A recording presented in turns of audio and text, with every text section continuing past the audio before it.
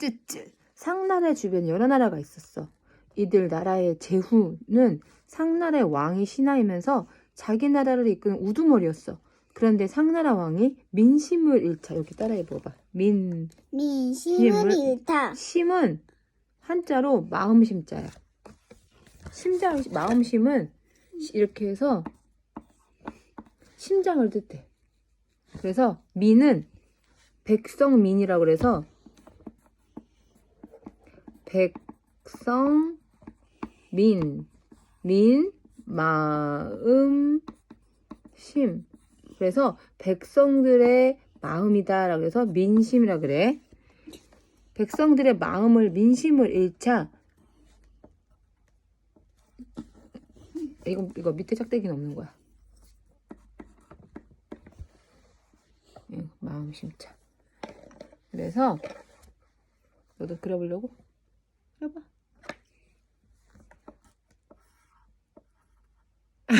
귀여워. 다시 엄마가 네 방향에서 해줄게.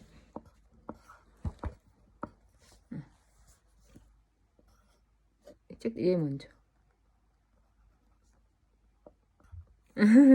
비슷해. 자,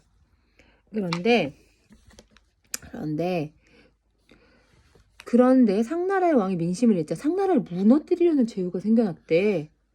그 제후는 누구냐면 왕 다음 높은 신분이래. 그래서 왕으로부터 땅을 받아서 그곳에 사는 사람들을 다스렸대. 그래서 주나라의 무왕도 그런 사람이었대. 우리가 힘을 합쳐 상나라를 무너뜨립시다. 그랬더니 주나라 무왕은 다른 제후들을 선택한 거야. 내가 지금 아니야. 그래서 힘을 합쳐 상나라를 쳐들어갔대. 상나라 왕은 급히 군대를 긁어모아 싸워보았지만 이미 늦었대. 기원전 1046년 상나라가 무너지고 주나라가 중국을 차지했네. 알았어. 하늘이 나를 왕으로 명했으니 나를 따르도록 해라. 주나라의 무왕은 자기가 반란을 일으켰어. 그래서 중국을 차지한 것처럼 다른 제후들이 똑같이 자기처럼 반란을 일으킬까 걱정이 되었어. 그래서 자기가 상나라 무너뜨린 건 하늘의 뜻이라고 주장했어. 본인이 한 거는 괜찮다는 뜻이지. 하늘의 뜻에 따라 왕이 된 것이니 자신의 새로운 왕으로 받들라는 얘기했어. 참나. 근데 엄마 이거 들어도 될까? 뭐? 이거 유튜브에 올릴 거잖아. 들어도 될까? 그래. 주나라는 상나라가 다스리는 지역은 물론 주변 세력까지 넓혀 이전보다 훨씬 넓은 지역을 다스리게 됐어. 그런데 나라가 이렇게 커지자 이 넓은 지역을 어떻게 다스릴까 하는 게 문제였어. 옛날에 함무라비 왕이 어떻게 했어? 각 나라마다 법이 달라서 법을 하나로 만들어야겠다. 그래서 법을 어떻게 했어? 이에는 이, 눈에는 눈. 그래서 그치. 그래서 똑같이 법으로 나라를 통일해야겠다라고 했지.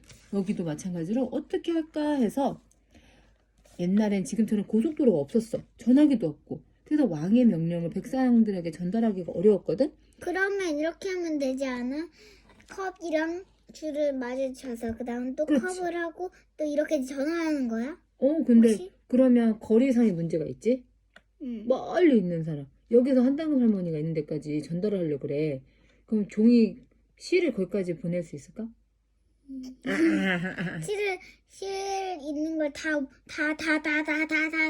해가지고 하면 되지. 그래서 뭘 했냐면 사람을 보냈어. 말을 타고. 그래서 어려우니 믿을 만한 사람에게 나라를 나눠서 다스리게 해야겠군 한 거야. 무왕이 되를 위한 상황 때는 주나라의 왕씨가 친척해서 전쟁에서 공을 세운 공신에게 나라를 나눠줬어. 형제나 사촌, 전쟁에서 함께 싸운 사람들을 믿을 수 있으니 나라를 나눠서 다스리게 해야겠다 한 거야. 제후들은 나라를 나눠받는 대신에 왕실에 공물을 바쳐야 됐어. 공물 이런 거, 공물 막 쌀도 바치고 가끔 주나라 왕에게 직접 와서 인사도 해야 됐어. 또 전쟁이 나면 군대도 보내주고 주나라 왕실을 보여야 됐어. 왕실을 보호하는 게 뭘까요?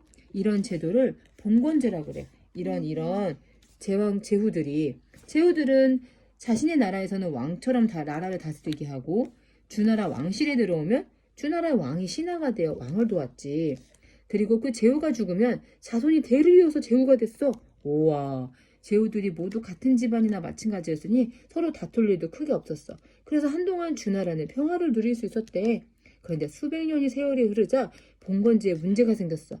처음에는 형제처럼 가까웠던 관계가 몇 대를 지나니까 8촌, 10촌 이렇게 멀어져서 결국엔 남과 다름없는 관계가 되어버렸거든.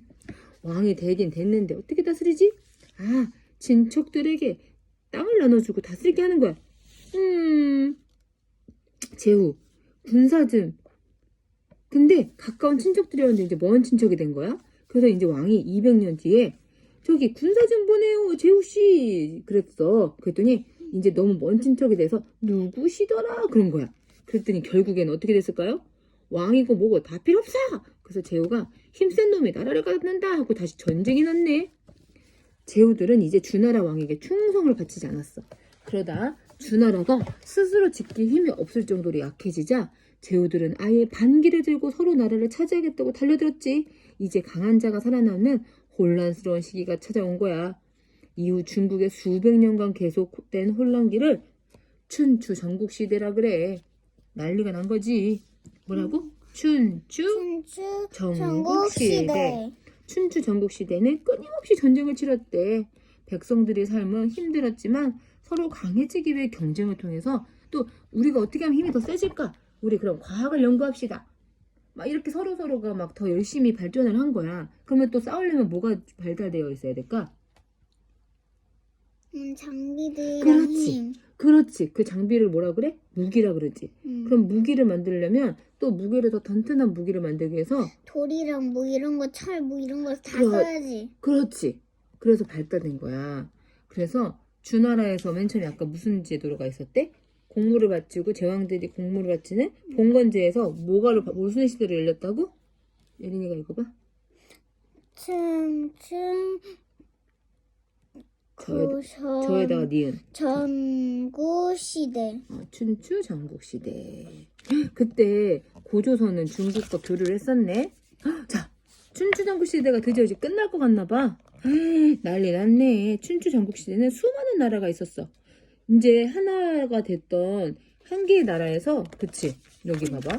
아까 하나의 나라로 쫙 돼서 이제 하나였었어. 하나로 누가 통일했다고? 이왕. 주나라가. 주나라의 왕이. 그러다가 이제 진나라, 한나라, 위, 조, 연나라, 제나라, 초나라로 이렇게 7개의 나라로 정리가 됐어. 이제 막 맨날 싸우다가. 자, 그래서 춘추전국시대는 난장판이었대. 눈만 뜨면 전쟁이고 수많은 나라가 세워졌다 무너졌다 반복을 했는데 신하가 반란을 일으켜서 왕을 몰아내고 스스로 왕이 되는 일도 허다했어. 각 나라는 경쟁에서 살아남기 위해 새로운 농사도구, 예린이가 맞았다. 농사도구도 만들고 나라를 부유하기도 하고 무기도 개량해서 군대도 강하게 만들었지. 또 적극적으로 인재를 뽑아서 경쟁에서도 앞서려고 했어. 그래서 신분에 상관없이 옛날에 신분이 있었거든. 왕조, 그 다음에 귀족, 왕의 친척들을 귀족이라 그래. 그런 다음에 아까 누가 있었어 또? 제왕들, 그치? 제왕들도 있었고 그 다음에 저 밑에 신분을 노예라 그랬어. 그래서 노예 중에서 양반층이도 있었거든. 근데 신분에 상관없이 유능한 인재들을 등장시켰어. 얘 한 번 귀족은 영원한 귀족이거든. 근데 한 번 노예는 영원한 노예였는데 그런 게 없어진 거야. 이때 학자들과 학파를 제자백가라고도 하고 춘추전국시대 가장 유명한 학파로는 유가, 목가, 법가, 도가 등이 있었어. 이들이 활발하게 토론을 하면서 중국 고대의 철학이 꽃을 피웠어. 이들은 혼란스러운 세상을 바로잡겠다며 여러 주장을 펼쳤지. 대표적인 학자의 한번 주장을 밝혀볼까? 저기 있는 책들이야. 자, 거기에서 첫 번째 유가의 대표 공 읽어봐. 시작. 공자. 유명한 분이야. 옛날에 우리나라에도 똑똑한 왕들은 다 공자의 말씀들을 다 배웠었거든. 공자. 예의를 갖추는 유가의 대표래. 주나라의 왕실이 무너지고 세상이 혼란스러워진 것은 사람들이 자기 분수에 맞지 않게 욕심을 부렸기 때문이요. 임금은 임금답게, 신하는 신하답게, 아버지는 아버지답게, 아들은 아들답게 그렇게 각자의 자리에서 예의를 지킨다면 나라가 어지러울 일이 없을 것이오 라고 공자가 말했어. 또 얘는 뭘까요? 무에다가 기억. 무자. 무에다가 기억. 묵자. 맞았어. 묵자. 차별 없는 사람을 강조하는 묵가의 대표래. 우리 서로 사랑해. 나를 사랑하듯 다른 사람을 사랑하는 마음이 중요합니다. 이것을 겸해라고 하지요. 세상 모두를 사랑하는데 어떻게 전쟁이 일어나겠습니까? 전쟁이 없는 세상 얼마나 좋겠어요. 서로 사랑해야 됩니다. 누가 말했다고요? 묵자. 자, 엄청 유명한 사람들이에요. 그 다음에 한지자, 한비자. 한비자. 한시네요. 한비자. 상이랑 벌을 확실히 줘야 합니다. 엄격한 법과 제도를 강조하는 법가의 대표 한비자 씨네요. 사랑을 강조하는 묵가의 대표 묵자. 예를 강조하는 예의를 갖추세요. 유가의 대표 공자. 이렇게 혼란한 시대에 예의를 겸해하니 따지는 건 배부른 소리입니다. 법을 어기는 사람은 강력하게 처벌해서 사회 질서를 바로잡아야 됩니다. 약간 누구랑 비슷하다. 누구? 하무라비와 얘는 눈, 얘는 이. 법을 더 강력하게 해야 된다 그랬잖아. 자, 여기서는 놀자. 내버려도 흐르는 대로. 노자. 노자, 자연의 순리를 따르는 삶을 강조하는 도가의 대표예요. 도를 아십니까? 쯧쯧. 그 법이니 제도니 자꾸 그런 걸 만들어내니 세상 일이 어지러운 것 아니겠소. 인간이 결국 자연의 질서를 어지럽힌 게지. 물 흐르듯 자연의 순리대로 살아가면 아무 문제 없을 것을 하고 어느 시대에 나왔다고요? 읽어볼까요? 춘추 춘추 전국 시대. 시대. 이때 아주 혼란스러워서 7개 나라들이 맨날 싸우고 전쟁이 일으킬 때 그때 가장 아주 유명하신 분들이 나왔지요. 끝. 안녕. 다음 시간엔 중국을 최초로 통일한 진나라에 대해서 한번 들어볼까요? 안녕. 안녕. 다음 채널도 꾸준히 봐주세요.